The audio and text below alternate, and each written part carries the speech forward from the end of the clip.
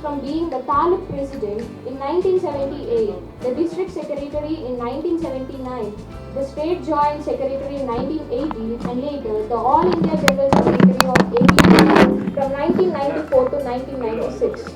Shri Muraleedharan ji's transition into the mainstream political with Bharatiya Janata Party was marked by the significant contributions.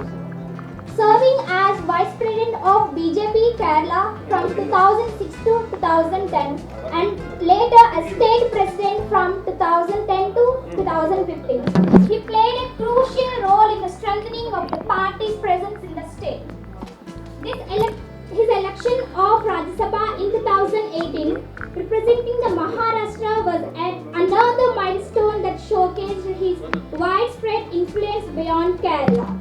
In May 2019, he was sworn in as the Union Minister of State for External Affairs and Parliamentary Affairs, a role in which he made significant contributions to India's foreign policy, diplomatic engagements, and parliamentary proceedings. His efforts in strengthening India's global relationships and his active role in key parliamentary affairs are commendable. As of June 2024, he completed his tenure as Union Minister, but his contribution to the both national and regional politics continue to inspire many. His leadership, vision and commitment to the public service remain a guidance force for all those who aspire to serve the nation with dedication and integrity. Shri V.Muraleedharan ji, we are truly honored by your presence here today. Your journey of resilience, leadership and public services is an inspiration to all of us. On behalf of everyone present, I extend our warmest welcome to you. We eagerly look forward to your insights and guidance. Thank you. Ministerial College is first. Please come on there.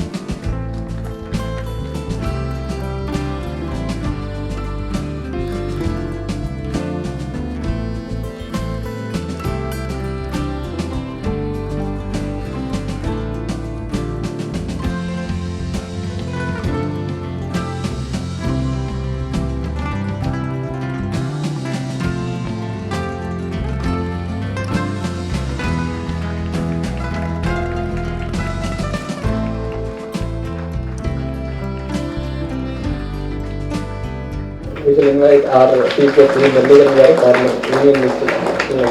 Please, sir. Respected Sister Jacinta Quadras, the Principal of Mary Stella College, Vijayawada, Shri Durga Prasad ji, the Director of Takshashila IAS Academy, other dignitaries on the dais, Shri Vishnuvardan Reddy, Shri Surinarayan Raju, Shri Ramesh Naidu, my dear young students, brothers and sisters, Namaskaram and good morning to all of you again. It's a great delight for me that I have been invited to interact with you on a very important topic. And when I got the intimation that such a program is being organized and I am being invited, I didn't know that all of you are aspiring civil servants. So after coming here, this new information that I have got, that makes this function all the more important, all the more significant, because we are discussing a topic very significant, very important for the future of our country. See, we are all at a point of history that India is poised to become one of the powerful, prosperous countries of the world. At present, we are the 5th largest economy. maybe in a couple of years we will be one among the top 3 economies of the world. And in every sphere of development and progress in the nation, we are progressing at such a fast pace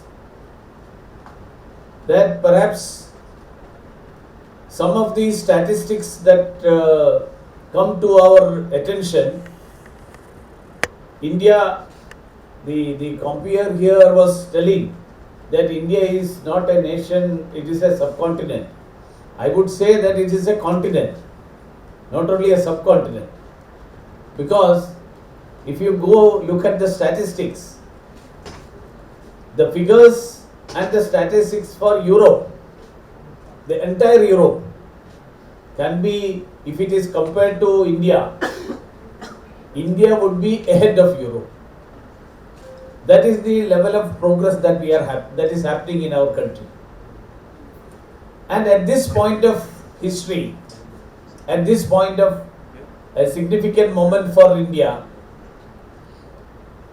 we are debating a topic which is most relevant for the progress of the country. And especially, I would like to stress upon this point that you are all in the undergraduate courses or just completed undergraduate and you are in the postgraduate courses, some of you. I am sure that another 60, 70 years you would be contributing to the progress of the nation. You remember that in 2022, India celebrated the 75th year of India's independence. I was there when the Prime Minister addressed from the ramparts of the Red Fort the whole nation on Independence Day in 2021. That was 15th August 2021. So we were entering the 75th year.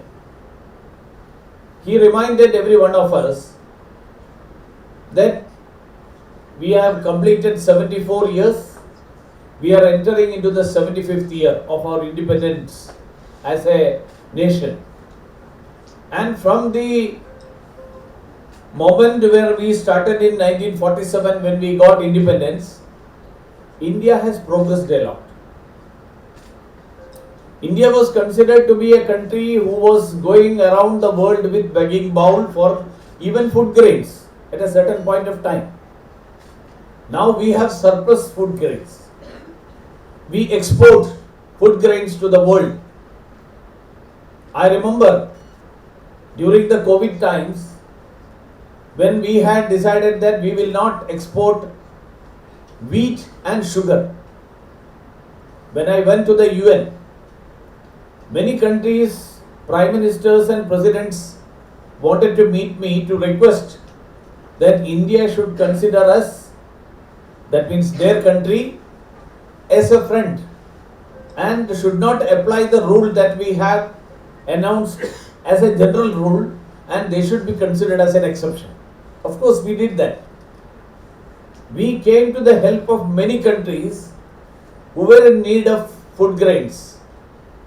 Again, during the COVID, when many countries of the world, the so-called very powerful developed countries, when they produced vaccines, they produced it only for their countrymen.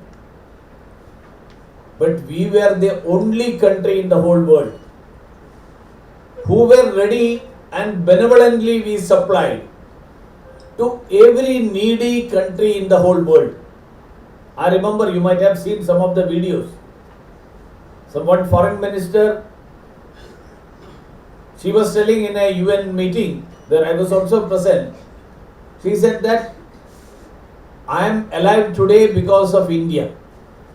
Because if you had not provided vaccines to my country, we would have perished during the COVID. So what I meant to say is in 2021 when the Prime Minister mentioned this, that we have come away. We have progressed a lot from the position we were in 1947 to the position where we are now.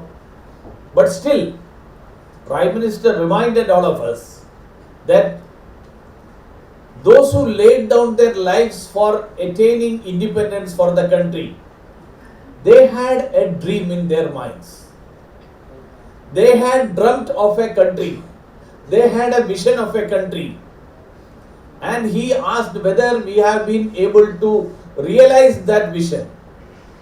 And of course he said that for us to realize that vision and to realize that dream, that our forefathers who fought for the independence of this country, who laid down their lives, who sacrificed their entire life for the country's progress, if we have to realize that, we have to make efforts in the coming years.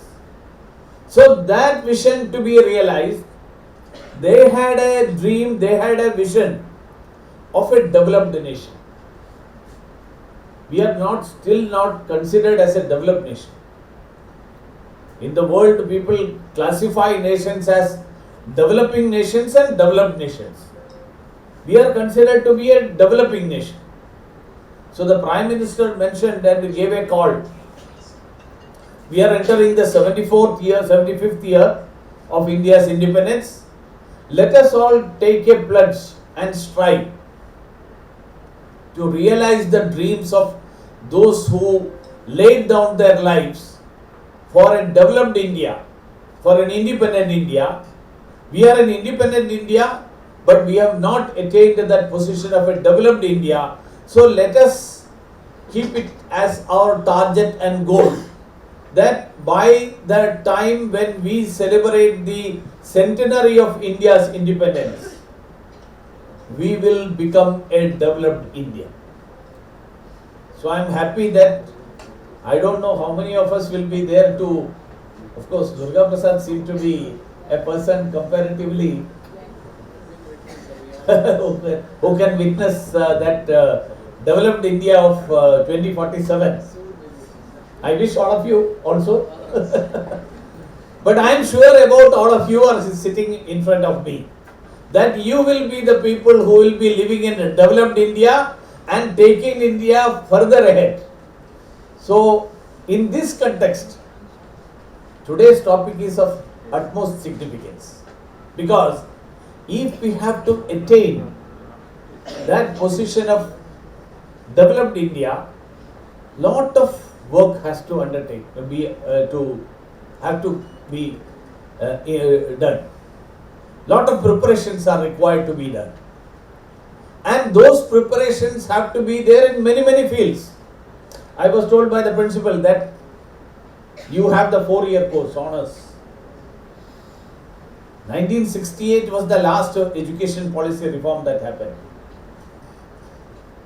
Major policy reform.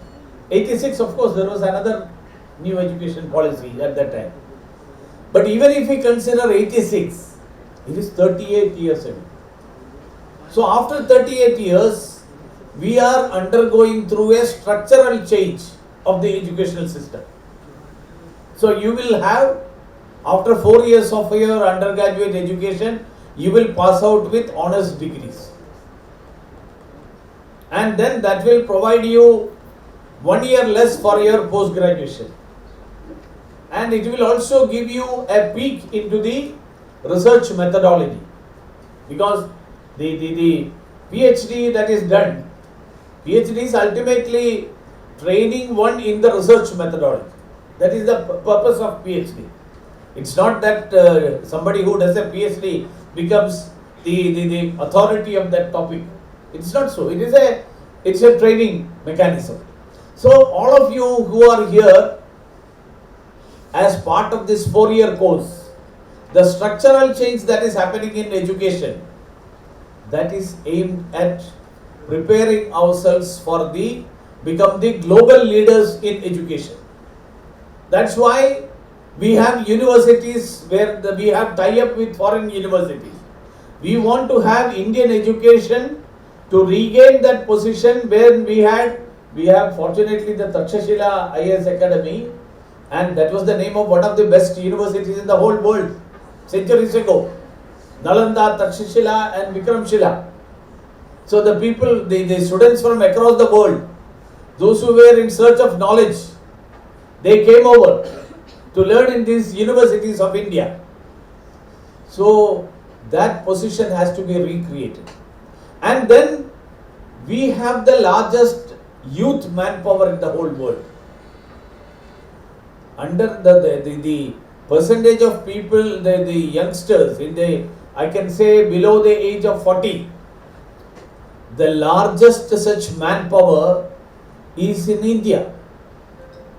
And the whole world is in search of manpower.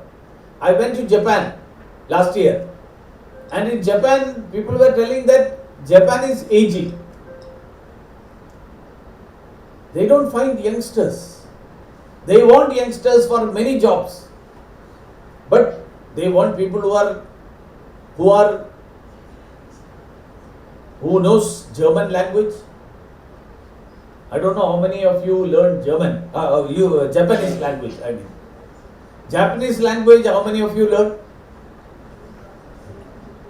Japan is in need of youngsters, skilled manpower. I met the people in Suzuki.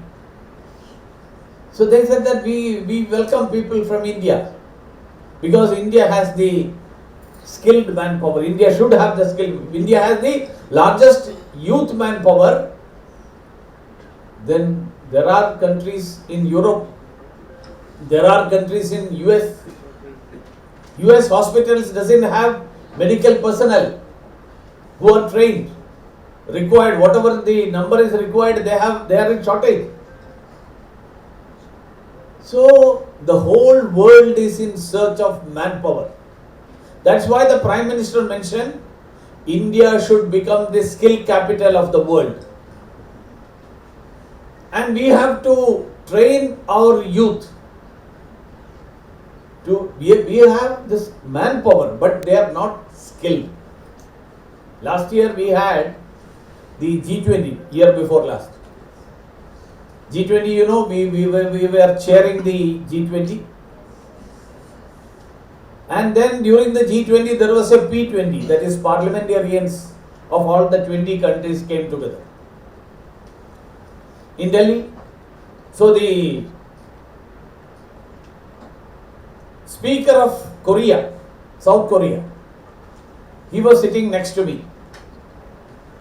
So I was very happy because Korea is the same size of Kerala. I am from Kerala. 38,000 square kilometers. That is the size. But do you know what is the GDP of Korea? Their GDP is much larger, many times larger than that of India. Why? Because they have 90% skilled manpower, 95% skilled manpower, and we have 5 to 6% skilled manpower.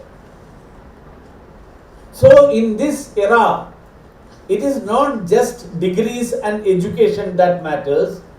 What matters is skill. What skills do you possess? So what I meant to say is, these are all the various efforts going on. So India cannot become a developed nation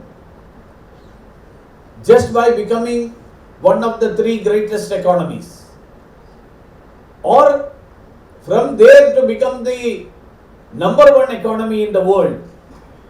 We need to have our manpower skill. We need to have very good infrastructure. That's why roads are getting constructed. That is why railways are getting constructed. That is why railways are getting electrified. We are having Vande Bharat trains. Even the bullet train is going to come to Ahmedabad to Mumbai in maybe 1 or 2 years. The work is going on.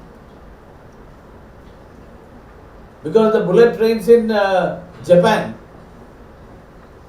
you can travel one day 1,200 kilometers. I traveled in one single day almost 1200 kilometers, and in between I had stopovers at 3-4 places where I had meetings with the university students and various other people. And then can we imagine that in India? We can't. We cannot travel from one end of Andhra Pradesh to the other end of Andhra Pradesh and in between have some programs. Because they have trains which run at a speed of 300 to 350 kilometers per hour. Our trains are 120, 130. Vande Bharat, that is the speed that we have kept, 130. We aim to make it 160 and maybe beyond that. But our coaches are being redesigned. The other day we were travelling together, Ashwini Vaishnav, who is the railways and electronics minister, from Bhubaneswar to Chennai. We reached at Chennai airport at 11:30. So I asked him, are you going to the guest house to take rest? No. He said that I have to go to Perambur, Integral Coach Factory. The new coach the design is getting ready. So I have to go and see that, because that new coach, which is lighter in weight, it will make travel faster. So that's why all these things are happening. And in that context, I want you to look at this one nation, one election in that context. One nation, one election is not an isolated effort. It's an effort as part of the various efforts that is going on to make India a developed nation by 2047. And what is the role of that one nation, one election in the development of the country, making India a developed nation? Because the various issues that came during the discussions of the Law Commission, of the Election Commission, of the Parliamentary Standing Committee, they felt that this election process that is now happening, for example, I was told that last almost a month, there was a code of conduct in Andhra Pradesh because the graduates constituency election to the upper house of Andhra Pradesh Legislative Assembly was happening, MLC, graduates and teachers constituency. So one election, so 30 days no activity, every activity is stalled. And before that, fortunately you had both Lok Sabha and that is the Parliament and Assembly elections together. So almost 60 days, because the election was announced sometime in March, beginning of March, and the results came in the month of May. So it is March, April, May, around 80 days code of conduct. No policy decision, no developmental activity, everything has to be stalled. As I told you, I am from Kerala. Next year we are going to have the assembly elections. So we are not as fortunate as you are, because you get only 18 days of code of conduct in the entire 5 year. We had this 80 days last year. Again next year we will have another 60 days, because the state assembly will have its election.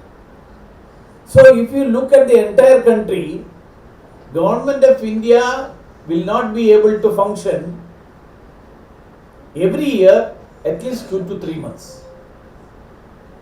Very recently you had the Delhi elections, and just before that, because when the Delhi election happened, Election Commission told the Finance Ministry, because the Delhi election was on 8th of February. 1st of February, the Finance Minister Nirmala Sitharaman ji presented the budget. Election Commission gave a direction to the Finance Ministry that you should not make any announcements that will have direct impact on the people of Delhi, because it is influencing the Delhi voters. It should not be done. There should be a level playing field. So government should not get an undue benefit. So naturally The finance minister will be at constraints. Before that you had the Maharashtra election. Before that you had the Haryana election. You had the Jharkhand election. You had the Jammu Kashmir election. All this happened. It is not even 1 year after the Lok Sabha election, and in between we had all these elections. So the entire country is in an election mode. Many of you who are not very well versed with what is happening in the whole country about elections and all, you would be feeling definitely, you would have thought many times that what is this? Every month there is one or the other election. Unless you are a very serious student of politics, an ordinary person would feel that every time there is an election, every 6 months there is an election. And that election, see, in our whole country, we have almost more than 1 million polling booths and around 6 to 7 million, 70 lakh. 70 lakh personnel across 12 lakh 3,800 polling stations. That is averaging about 6 officials per station. And these polling booths which are located in schools gets closed, and education staff, they are assigned election duties. So there will be a training program for officials who are in the election duty. So these things affect the development of the nation. These things affect the progress of the nation. Then the operational efficiency and resource optimization, that gets distracted, divided when elections happen too often. Again, the democracy, India is considered to be one of the vibrant democracies. Whole world, when you consider, India is one of the countries which had adult franchise irrespective of caste, creed, gender and economic classifications. Many of those countries, even US, we say that they are a democracy since more than 2 centuries, but in the initial stages, women didn't have the right to vote. And UK, again, UK is considered to be, because we follow the Westminster form of government, UK didn't have, women didn't have right to vote. But as far as India is considered, the right from the first election when we got independence, we had adult franchise. That means anybody who is adult, and that age has changed from what it was earlier to what it is now. It was 21 years earlier, now it is 18. Everyone, irrespective of any other consideration, they all have the right to elect their representative. So that's why I said that India is a vibrant democracy. Prime Minister, and during the G20 also, people have been terming India not only as a vibrant democracy or the largest democracy, but as a mother of democracy. Democracy was not born, as some people believe, somewhere in the Western concept. Democracy was very much an Indian concept. That is why we have got many scriptures in Karnataka from various other countries, various other parts of our country, where people participated in electing their leader. Who should govern them? People used to decide. The concept of kings, that came later on. Kings by birth. King's son becomes a king. That became later on. Initially, the ruler was elected, decided, selected by the people. That concept was there in India. That is why I said that India is a vibrant democracy. India is considered as the mother of democracy. And in such a country, everyone should participate in that process. See, in our country we have the Gram Sabha, that is a village council, where people will decide what is development, what is meant by development for them. Ultimately, it is not, see, if you want a bridge in your village, it cannot be decided by somebody sitting in Delhi. It cannot be decided by somebody sitting in the state capital. It will have to be decided by the people who need that. So that's why we have the Panchayati Raj institutions, where the decision will be taken at the lowest level of the village. So we have village level local self-governments, we have the state governments, we have the central government or the national government. So the elections to these, if it happens at 3 different times, in once in 5 years, if these 3 elections happens independently, you will have election every other year. Alternate years you will have election. The expenditure, the manpower, and ultimately it affects the development of the country, the progress of the country. That is why this idea of one nation, one election, that one nation, one election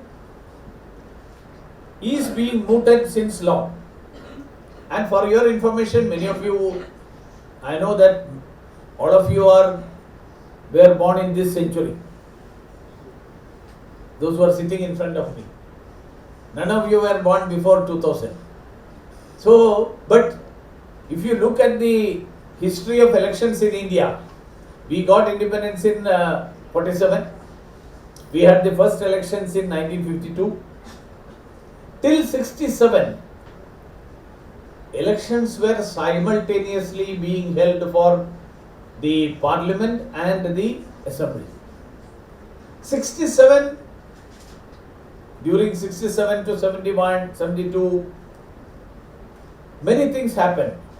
Like some state assemblies got dissolved, some governments were dismissed. Then during the period of the emergency, when entire democratic process was suspended, the elections from which was to happen in 72 or so, it got postponed, and then the term of the parliament also got postponed without bringing any amendment to the constitution. So 67 onwards, the schedule of elections got, I can say, either disturbed or it was happening at separate timings. That simultaneous elections, that process got disrupted. So now it is now more than 50 years, 55, 57 years, or more than 50 years, the practice of having simultaneous elections was discontinued. So this has affected, as I mentioned, and this has affected the voter participation also. Sometimes what people do, anyhow, what do we do, because this government is not performing well, but there is no opposition worth challenging that government. What is the purpose of voting? Voter apathy. Then some people develop a thinking, last year also I went to vote, 2 years ago also I went to vote, and nothing has happened, why should I vote? Then these type of various thinkings, and then some people state, let it happen, I will vote for parliament election. Or some people feel, municipality, I don't worry, whoever may want to rule, let them rule. I am worried only about the state and the national elections. So when the elections are held in segregated way, the information, I am speaking on the basis of the information and statistics, the percentage of the polling, there was a variation from 7 to 20% from one election to the other. So the voter apathy, the participation of people, it gets reduced. You might have seen many of the metro town cities, metros, the polling percentage is somewhere around 50%. Because many people go to their villages, they don't stay in the cities. And this, when we say that we are a vibrant democracy, 100% voting should happen. Because we are a responsible citizen. And if 100% voting doesn't happen, it means that people are not interested in democracy. It's not that they are not interested, because they are bored sometimes. They feel that they have some other problems. So how to solve all these issues? That is how the discussion about one nation, one poll that started. And in the many countries in the world, many of the European countries, last year I was in Australia, I was in Belgium. These countries have got simultaneous elections and they feel that it has benefited them.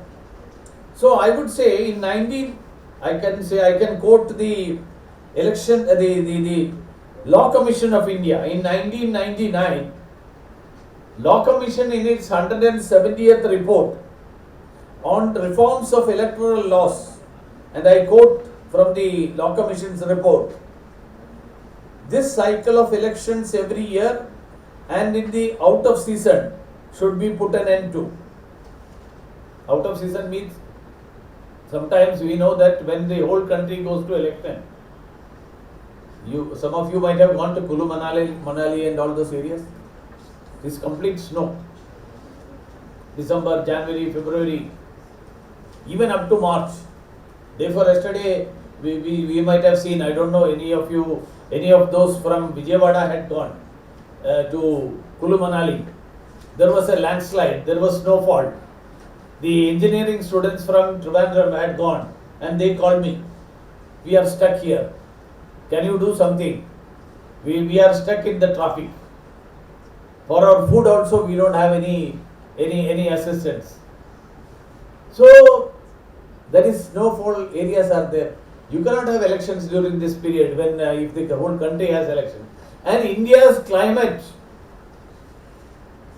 here now you have 36% degree temperature. Yesterday I was looking at the Vijayawada temperature. Daytime it is 36, 37. And Delhi today morning when I came, I started from my apartment where I stay. It was 14 degrees. You cannot go out without a sweater. So these climatic conditions vary. So one will have to identify a most suitable, convenient time which is applicable for the whole country. So that's why the Law Commission said. So we must go back to the situation where the elections to Lok Sabha and all the legislative assemblies are held simultaneously. Indeed, we cannot conceive or provide for all the situations and eventualities that may arise, whether on account of the use of Article 356. As I mentioned to you, Article 356 gives the authority to the Government of India to dismiss a government which is elected in a particular state if the Government of India feels or the governor of that state feels that the state government is unable to control the situation of that state or for other reasons. Yet, holding a separate election to a legislative assembly should be an exception and not the rule.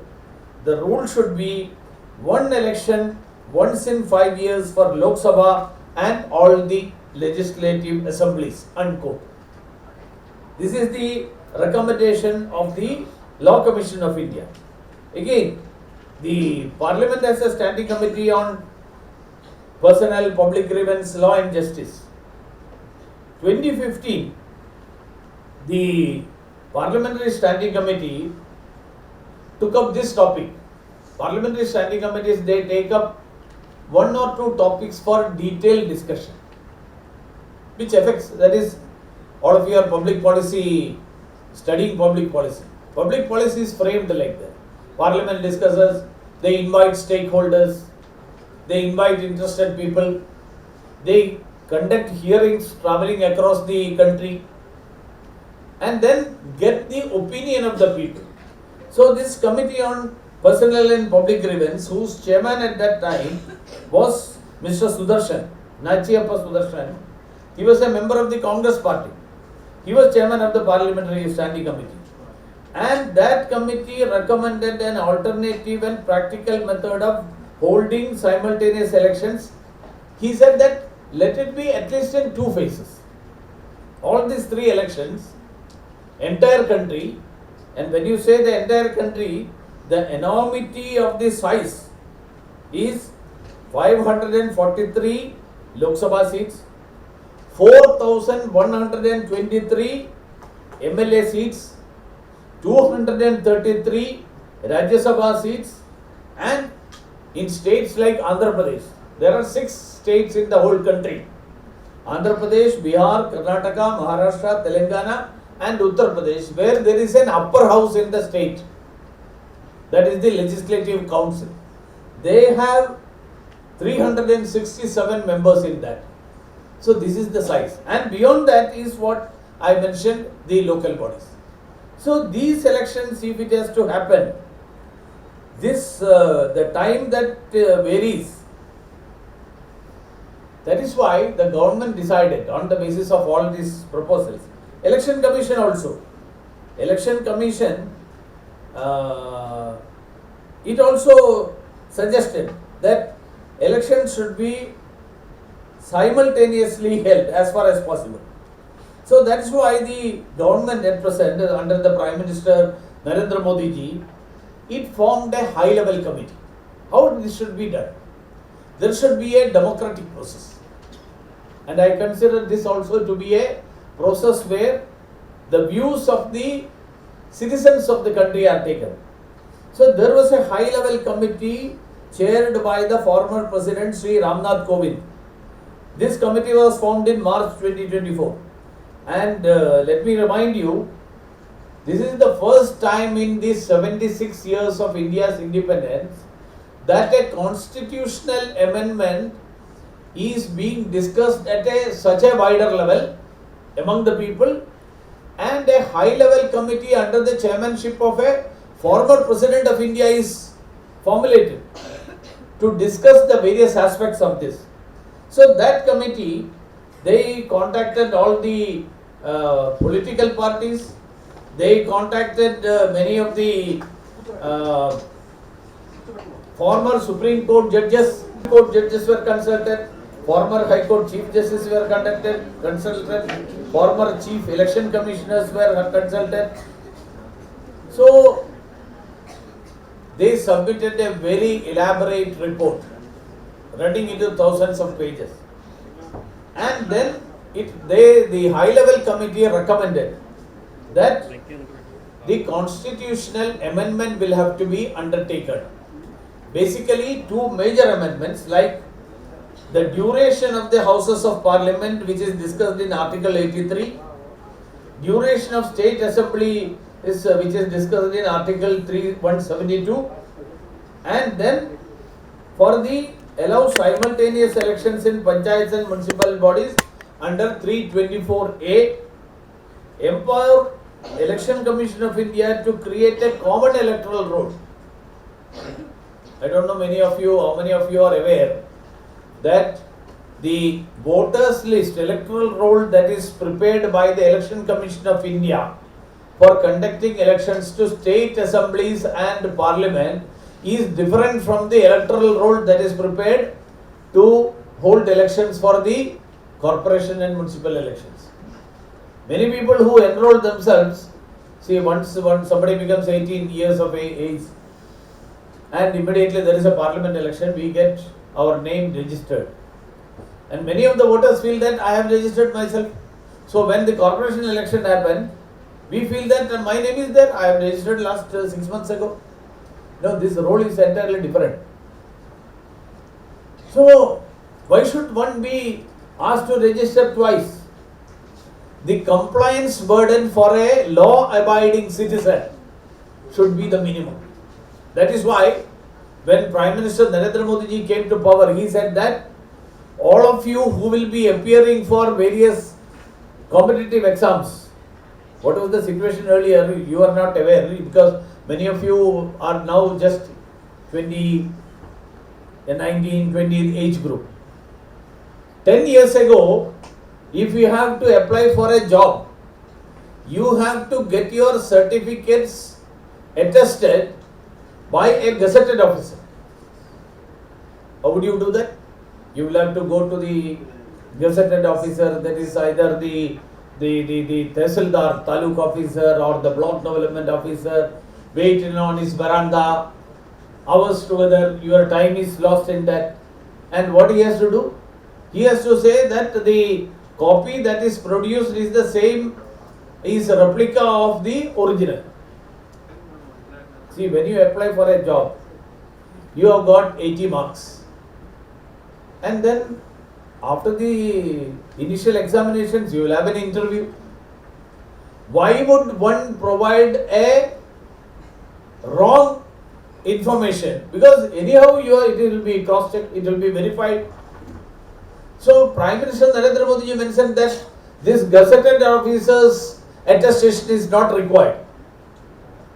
Attestation should be self-attestation. So it is again reducing the compliance burden. Unnecessarily compliance. Considering, see, all these things came when British ruled India. Because British felt that these Indians cannot be believed. Because they were under that impression, because Indians are all thieves, Indians are all liars. So then you should get it certified. Now we are being ruled by our own people. India is a free democratic country. So why should the government disbelieve the citizens of the country? Why should government feel that unless you prove yourselves to be true, you are telling a lie? That should not be the system. That is why self-attestation.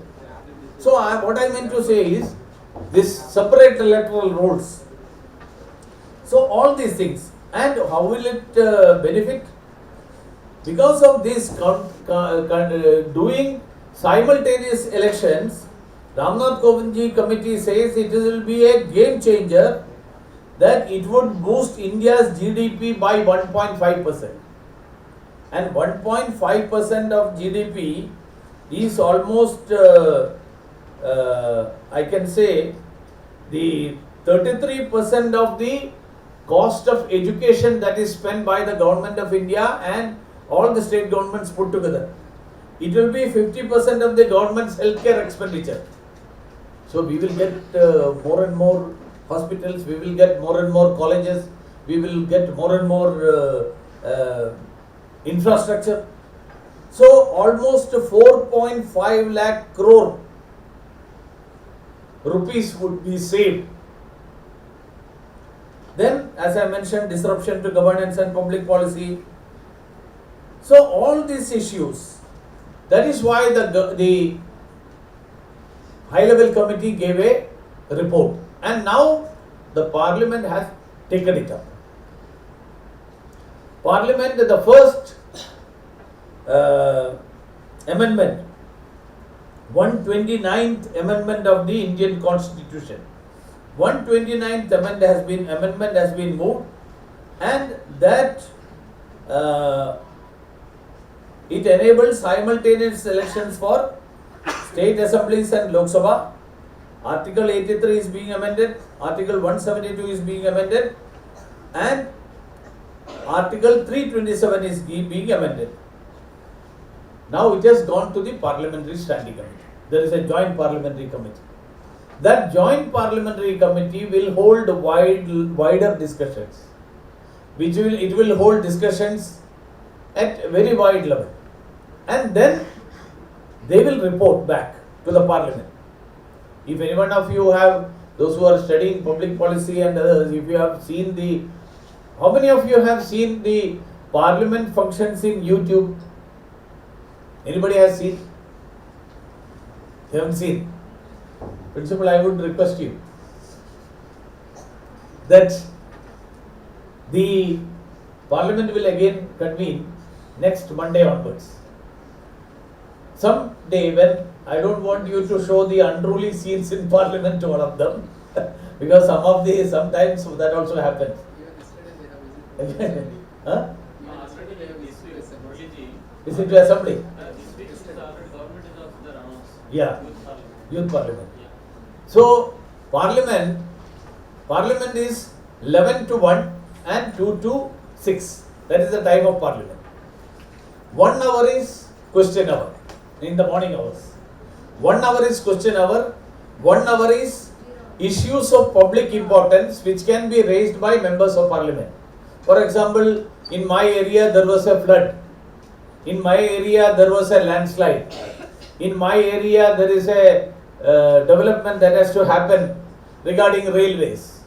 A road is required. Any issue of public importance. Those can be raised, and it can be raised on just with 12 hours notice. 11 o'clock the Parliament will meet. So the notice has to be given that day morning up to 7 o'clock or previous day 5 o'clock. So this is the timing. And then afternoon 4 hours is legislative business. 4 hours it discusses legislative business and some issues of very utmost importance. Detailed discussion.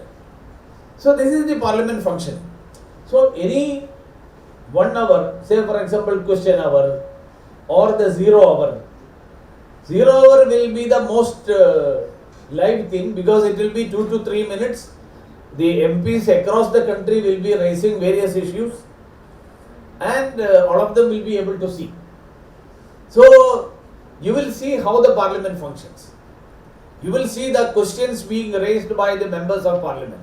The ministers have to reply.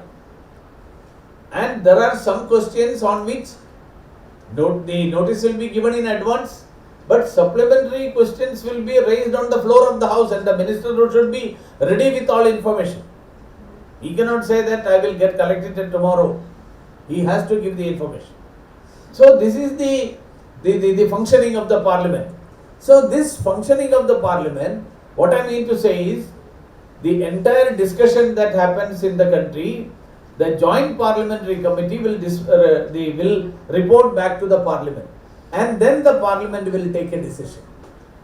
The government will, whatever amendments the government feels, they will bring the bill with the amendments or without the amendments. The government is free to do that. So India's democratic process in the parliamentary democracy is a very vibrant process.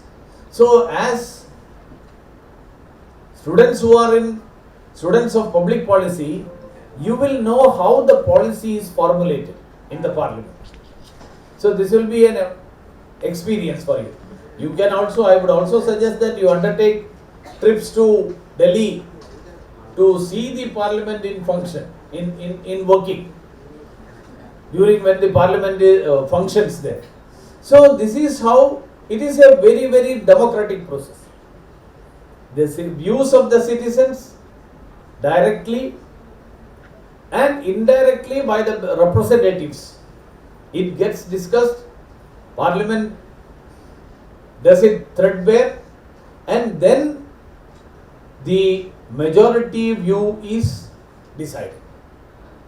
So this is how this new amendment also, 129th amendment also will be dealt with.